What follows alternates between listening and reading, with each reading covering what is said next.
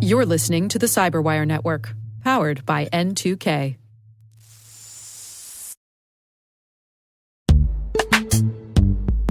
Struggling to secure on-prem apps with modern identity? Don't worry, you're not alone. Join industry leaders from Fortune 500 organizations to secure your apps on any cloud with any IDP, regardless of your environment's complexity.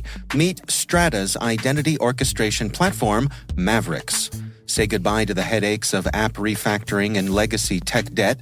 With identity orchestration, you can modernize legacy apps to use MFA or passwordless authentication in a few weeks, migrate from one IDP to another, and so much more without changing the app. No matter your IAM use case, Strata extends the value of your current identity investments. And the best part? You can try it for free today. Visit strata.io/cyberwire to share your biggest identity challenge, and they'll hook you up with a complimentary pair of AirPods Pro. Don't miss out. Visit strata.io/cyberwire. That's strata.io/cyberwire.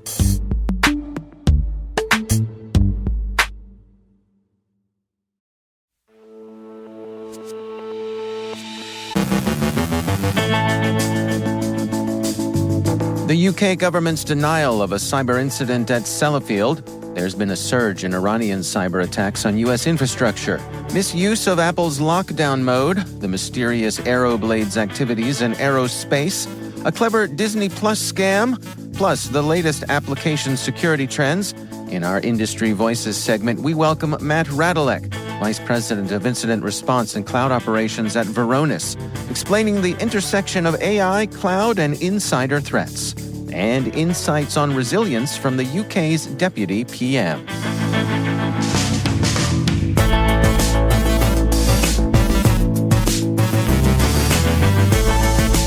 It's December 5th, 2023. I'm Dave Bittner, and this is your CyberWire Intel Briefing.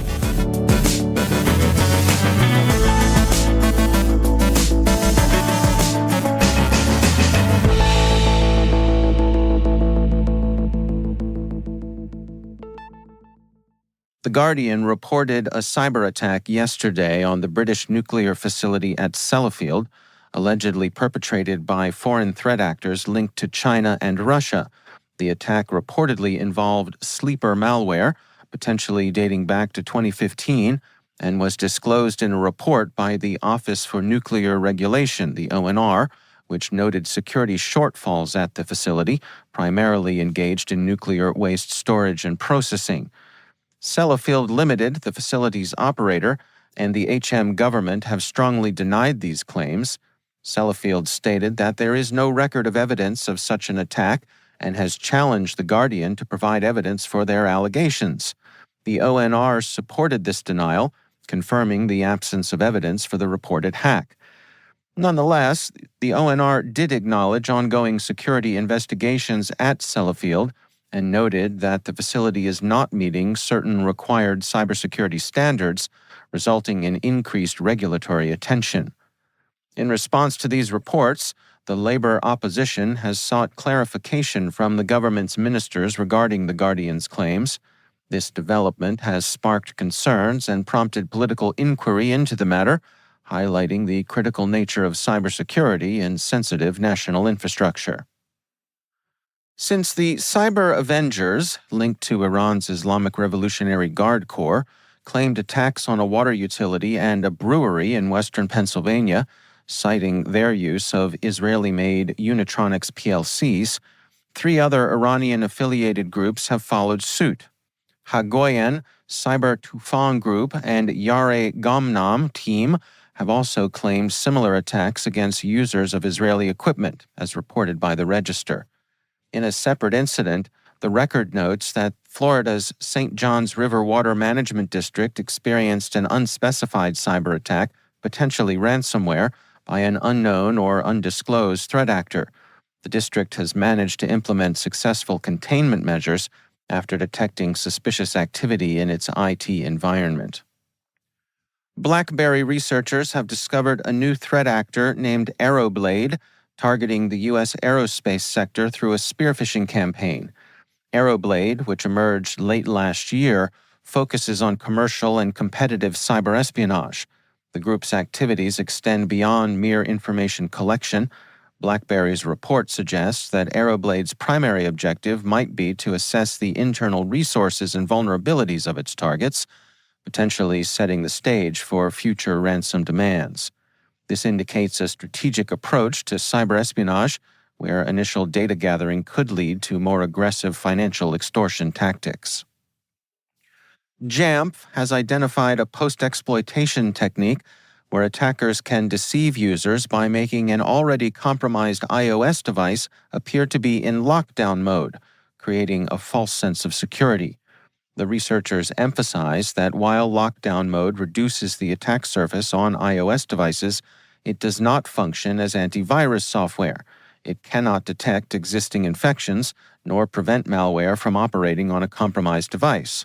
So, its effectiveness is limited to protecting attacks before they occur by reducing potential entry points for attackers.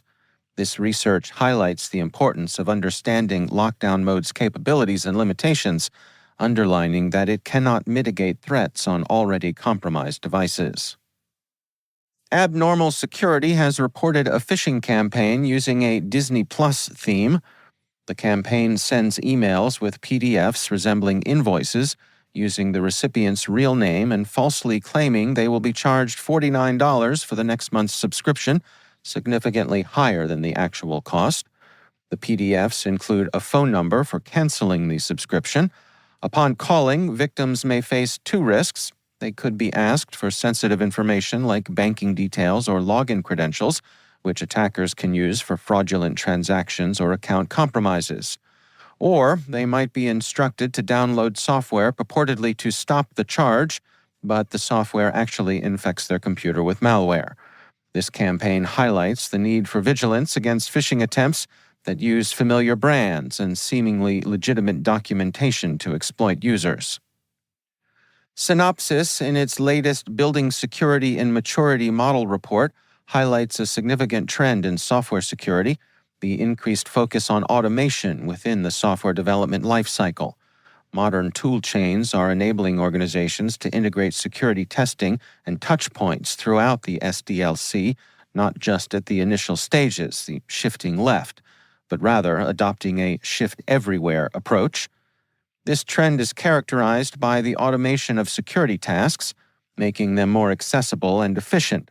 For instance, security testing in the QA stage can now be automated, similar to static application security testing scans conducted earlier in the development process. This allows for scripted actions in response to the outcomes of automated security tests, enhancing the efficiency and effectiveness of security measures. Furthermore, firms are increasingly utilizing automation to gather and leverage intelligence from sensors across the SDLC. This proactive approach helps in preventing vulnerabilities before they pose significant challenges to developers, thereby strengthening software security.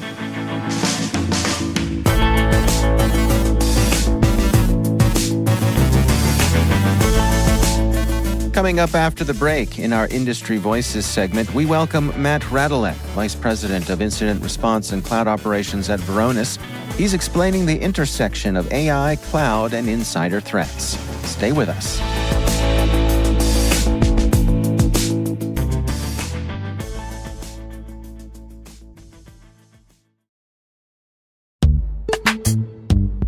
This episode is supported by Code Comments, an original podcast from Red Hat. Be honest, do you comment your code? When you're working on a project and you leave behind a small note in the code, a code comment, to help others learn what isn't clear in the code. Sometimes we leave comments for other people. Sometimes we leave comments for ourselves, a type of breadcrumbs. There's a lot of work required to bring a project from purchase to production, and the documentation doesn't always cover changing team dynamics. So the Code Comments podcast, which is hosted by Jamie Parker, he's a Red Hatter and an experienced engineer. In every episode, Jamie recounts the stories of experienced technologists from all across the industry who share what they've learned from implementing new technology. So if you're interested in real stories from real people going through real change, check out the Code Comments podcast. You can search for Code Comments in your podcast player. We'll also include a link in the show notes. My thanks to Code Comments for their support.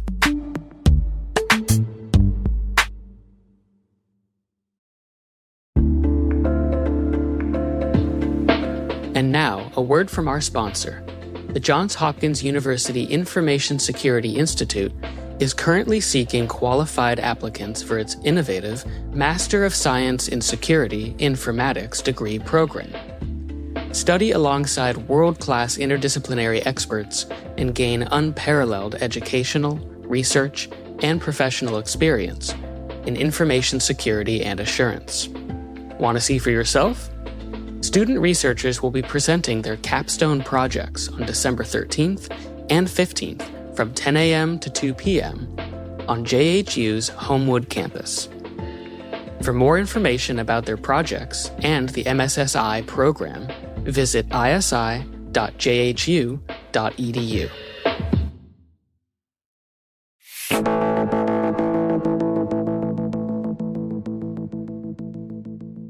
In today's sponsored Industry Voices segment, my conversation with Matt Radolec, Vice President of Incident Response and Cloud Operations at Varonis.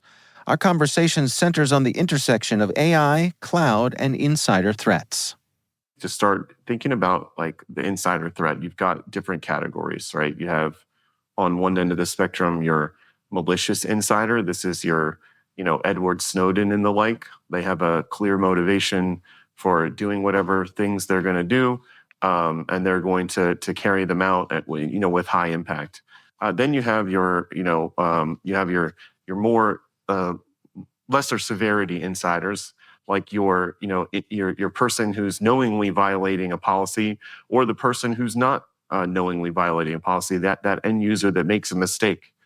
And I think when we look at AI, right, AI is it's at least generative AI, it's enabling our workforce to access and amass information at a higher productivity rate, as in faster and potentially of greater efficacy than they did before. So it's going to take these three different scenarios, and you're going to give a tool to people to make them that much worse. Like, so if we go through those three different insiders again, right, you've got your malicious insider. Now, instead of needing, and we'll use the Snowden example, instead of needing administrative privileges and the ability to walk in and out of classified rooms with storage drives, you can just chat up your friendly AI bot and ask it to search and amass all this really interesting data for you. So it makes their job easier in terms of getting the data and potentially getting it out. And then I think where accidents happen, and I'm not sure, Dave, if you use Microsoft 365, but I'm sure many of our listeners do. It's built, Teams and the like. It's built to be so incredibly easy to collaborate, to share. You can't really realize the value of data unless you can share it with someone. And so Copilot, which is Microsoft's generative AI, it is going to leverage all the data that a person has access to when it returns results. So that means that you'll be able to query and search a large data set, create a new file, and share that new file with someone at a speed that I don't think people could keep up with. And so it's going to make all these little mistakes a lot more apparent, or we talk about a lot of Varonis as what we call the blast radius, or kind of how bad is it. It's going to make the average thing worse, because people are going to get access to and be able to generate data off of a larger data set than they realized they had before. So where's the balance here between the utility of these tools, which I think a lot of people think is legit, versus limiting what they have access to?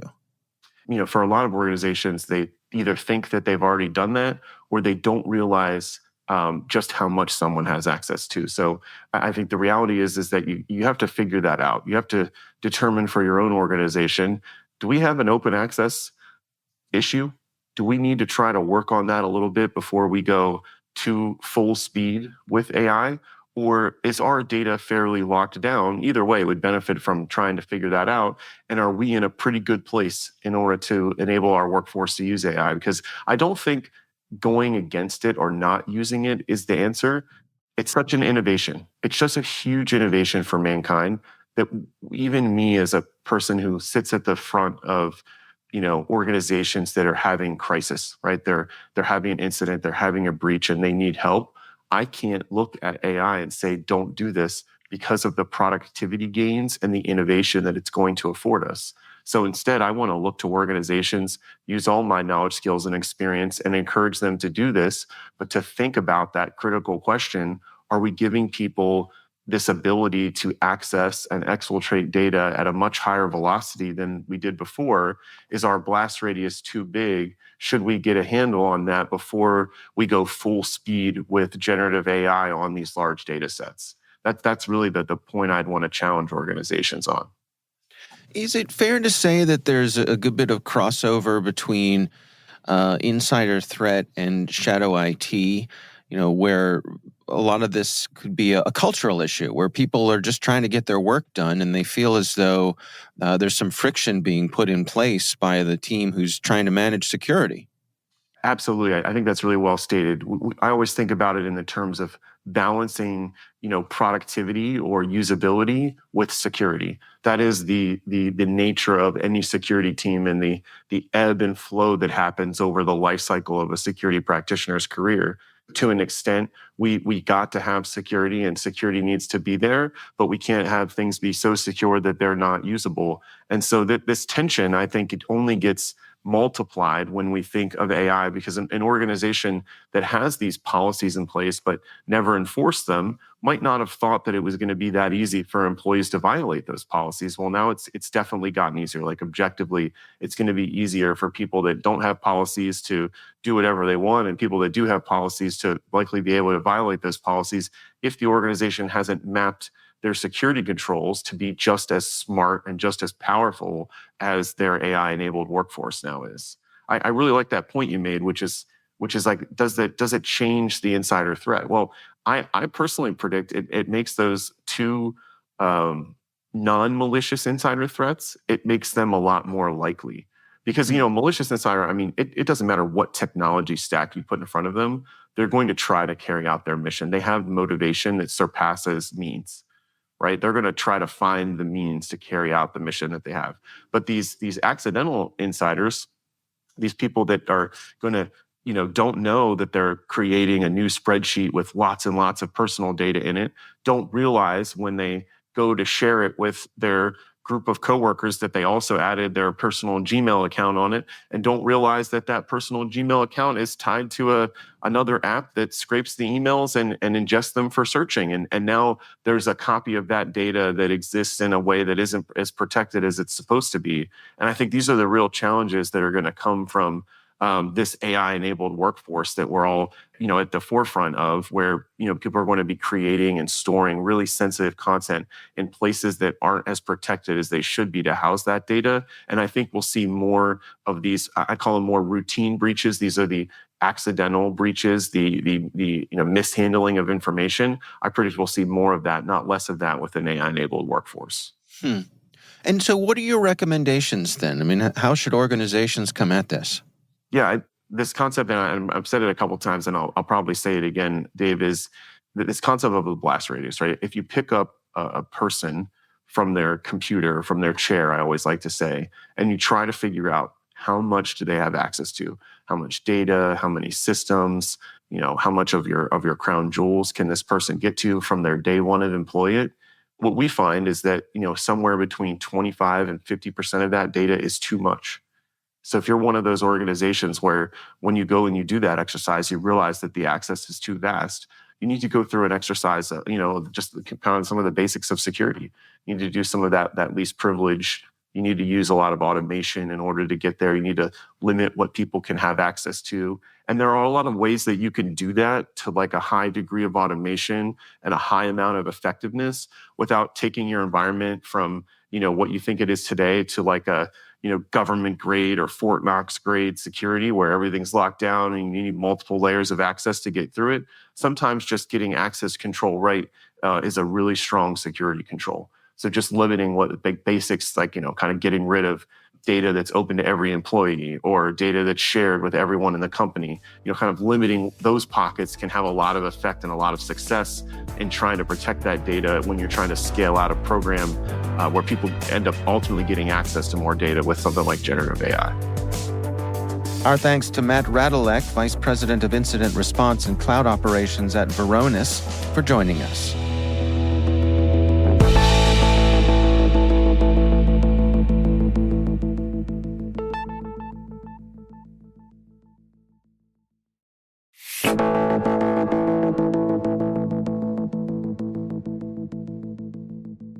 And finally, in the UK's Deputy Prime Minister's annual resilience statement to Parliament, a significant emphasis was placed on the importance of resilience, especially in the context of cybersecurity.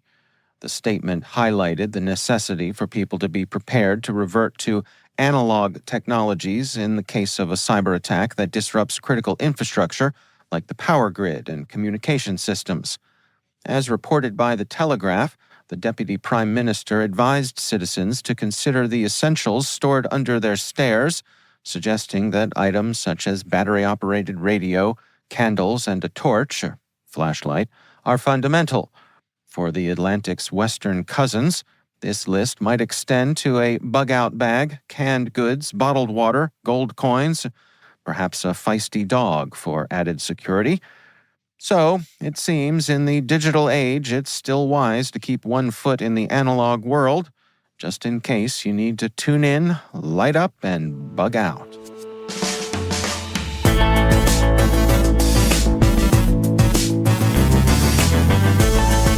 And that's the CyberWire. For links to all of today's stories, check out our daily briefing at thecyberwire.com. We'd love to know what you think of this podcast. You can email us at cyberwire@n2k.com. We're privileged that N2K and podcasts like the CyberWire are part of the daily intelligence routine of many of the most influential leaders and operators in the public and private sector, as well as the critical security teams supporting the Fortune 500 and many of the world's preeminent intelligence and law enforcement agencies. N2K Strategic Workforce Intelligence optimizes the value of your biggest investment, your people. We make you smarter about your team while making your team smarter. Learn more at n2k.com. This episode was produced by Liz Irvin. Our mixer is Trey Hester with original music by Elliot Peltzman. Our executive producers are Jennifer Iben and Brandon Karpf. Our executive editor is Peter Kilpie, and I'm Dave Bittner. Thanks for listening.